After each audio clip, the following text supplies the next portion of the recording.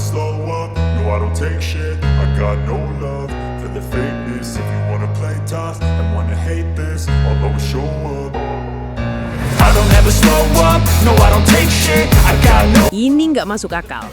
Lapangan mini di ACC FIFA, Indonesia dulu dipersulit. Media Eropa kaget. Halo football lovers, selamat datang kembali di channel ini. Hari ini kita akan masuk ke salah satu kisah paling membingungkan dalam sepak bola dunia. Kisah tentang bagaimana sebuah turnamen besar yang seharusnya menjadi panggung lahirnya bintang-bintang masa depan justru berubah menjadi tontonan garing yang bikin satu dunia bertanya-tanya. Ada apa dengan FIFA? Bagaimana bisa sebuah turnamen sekelas Piala Dunia digelar di lapangan yang bahkan kalah megah dibanding stadion kota kecil? Bagaimana bisa federasi sebesar FIFA mempercayakan 5 edisi berturut-turut kepada satu negara, meski atmosfernya hambar dan tidak menggigilkan penonton? Semua ini membawa kita pada satu kesimpulan yang bikin geleng kepala. Ada sesuatu yang janggal, dan hari ini kita akan membahasnya.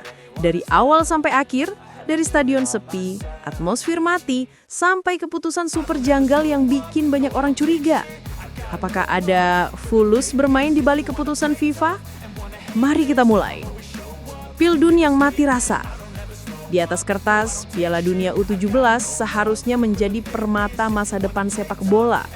Turnamen yang melahirkan para legenda, para calon superstar, para calon Ballon d'Or. Nama-nama seperti Cesc Fabregas, Neymar, Toni Kroos, Phil Foden, semua melewati panggung ini. Panggung yang seharusnya meriah, penuh cerita, dan bertaburan emosi. Namun, apa yang terjadi tahun ini di Qatar jauh dari itu. Stadion-stadion kecil jadi saksi betapa sepinya atmosfer. Lapangan terasa lebih seperti tempat latihan sore, bukan panggung dunia. Kapasitas tribun beberapa venue bahkan di bawah 10.000 kursi. Itu pun tidak penuh. Kursi kosong berjejer bagaikan monumen kesepian. Saat kamera menyorot, suara yang terdengar hanyalah pantulan bola dan gema announcer mencoba menyemangati udara. Tidak ada sorakan, tidak ada nyanyian, tidak ada gelombang manusia yang menggila. Hampa, sunyi, sepi. Seorang jurnalis Inggris berkata, "Saya pernah lihat pertandingan U15 London yang lebih meriah dari ini." Komentar pedas tapi jujur. Sementara media Prancis menulis, "Bila ini disebut World Cup, maka kita perlu definisi baru tentang apa itu sepak bola dunia." Media dunia mulai menggonggong. Media Eropa, Amerika, bahkan Asia serempak mengkritik situasi. Ada yang menyebut, "This is not a World Cup. This is a friendly tournament in a schoolyard." Ada pula yang menulis, jika FIFA mau hemat, sekalian saja main di lapangan akademi. Komentar-komentar itu viral. Fans di internet saling share, saling sindir, saling tertawa pahit. Karena memang kenyataannya, pemandangannya tidak pantas disebut ajang dunia. Dan kritik bukan hanya datang dari luar, bahkan dari dalam negeri Qatar sendiri. Fans Qatar pun sampai mengatakan, "Kami malu, kami punya stadion terbaik di dunia, tapi dipakai tidak." Seorang warga Qatar bercerita kepada media lokal, "Anak saya nonton pertandingan pembukaan, katanya lebih rame futsal sekolah." Kalimat yang sederhana, namun menyayat. Dan di saat orang membandingkan, semua mata tertuju pada satu tuan rumah sebelumnya, Indonesia. Tahun 2023, Piala Dunia U17 di Indonesia menjadi salah satu yang paling berkesan dalam sejarah. Stadion megah, penonton penuh, atmosfer menggila, supporter menyanyi, warna-warni mengisi angkasa. GIS, Manahan, GBT, Sijalak Haru, semua menjadi panggung penuh gairah. Bahkan pemain-pemain dari Brasil dan Spanyol berkata, "Kami serasa bermain di Piala Dunia Senior." Media dunia waktu itu memberikan pujian tinggi. Indonesia berhasil mengubah turnamen usia muda menjadi festival sepak bola sejati. Video-video TikTok, YouTube, dan Instagram jadi saksi. Cuplikan penonton menyanyi, flare meledak, anak-anak bergembira, semuanya viral. Dan ketika orang melihat suasana Qatar sekarang, semakin jelas perbedaannya. Indonesia menawarkan rasa, Qatar menawarkan diam. Pengumuman yang mengejutkan. Di tengah kritik itu, FIFA tiba-tiba mengumumkan keputusan yang lebih mengejutkan. Qatar resmi menjadi tuan rumah Pildun U17 sampai 2030. Artinya, 5 edisi berturut-turut, semua di satu negara. Keputusan yang sangat tidak lazim. Karena sebelumnya, tuan rumah selalu berganti setiap 2 tahun. Brasil, India, Indonesia, dan seharusnya terus rotasi. Namun sekarang, FIFA mengunci satu negara. Banyak yang bingung dan lebih banyak lagi yang curiga. FIFA beralasan, infrastruktur siap, cuaca stabil, logistik mudah. Tapi analis bertanya balik. Kalau alasannya infrastruktur, kenapa stadion besar Qatar tidak dipakai? Pertanyaan tepat. Tapi jawabannya sunyi. Apakah ada fulus bermain? Dari sini muncul spekulasi, rumor, bisikan. Banyak yang menduga bahwa keputusan ini tidak semata soal teknis, melainkan soal bisnis. Qatar punya dana melimpah, FIFA punya kepentingan finansial. Sebuah simbiosis yang saling menguntungkan. Namun, publik yang rugi. Seorang pengamat sepak bola Timur Tengah berkata, ini bukan soal sepak bola, ini soal siapa yang bisa bayar hosting paling besar. Lalu seorang jurnalis Italia lebih belak-belakan, ada fulus bermain. Tentu tidak ada bukti resmi, tapi aroma itu sangat terasa. Dan seperti biasa, ketika uang berbicara, suara fans tidak berarti apa-apa. Turnamen yang kehilangan jiwa.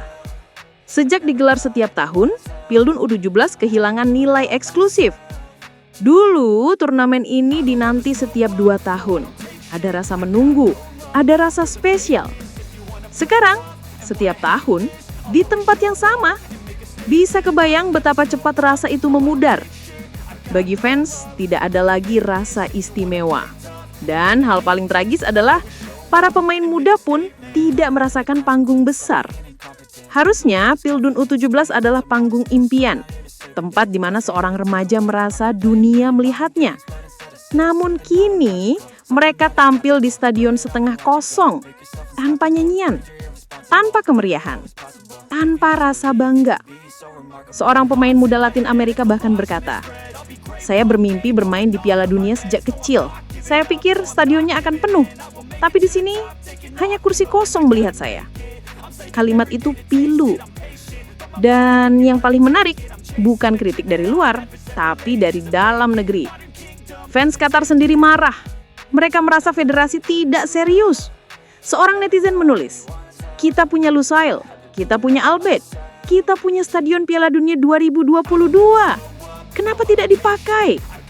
Yang lain menulis, stadion megah hanya untuk foto, untuk sepak bola muda, tidak. Kemarahan itu memuncak ketika video-video Pildun U17 Indonesia kembali viral. Fans Qatar kaget melihat atmosfer luar biasa di Indonesia dan mulai membandingkan. Seorang fans menulis, Indonesia tidak sekaya kami, tapi mereka punya semangat. Kami tidak. Kalimat itu menyayat dan menyadarkan bahwa sepak bola bukan soal uang, tapi tentang cinta. Ironi Qatar. 2 tahun lalu, dunia memuji Qatar atas penyelenggaraan Piala Dunia Senior. Stadion megah, pertunjukan spektakuler, organisasi rapi. Namun kini, giliran anak muda yang bermain, semuanya berubah. Federasi seperti tidak peduli, stadion megah disimpan, lapangan akademi dipakai. Seorang komentator lokal berkata, seakan federasi berkata, pemuda tidak penting. Ironi terbesar adalah, Qatar dulu dieluk-elukan karena kemegahannya. Kini ditertawakan karena kesepiannya.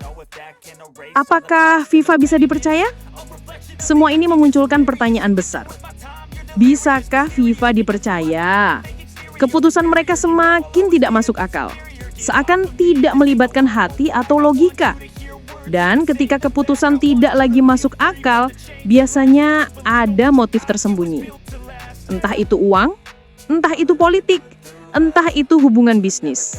Namun satu hal pasti, kepentingan fans tidak ada di sana. Apa artinya bagi masa depan? Generasi muda membutuhkan panggung besar. Panggung yang membuat mereka percaya diri, bangga, dan termotivasi. Namun jika panggung itu kosong, apa yang akan tersisa?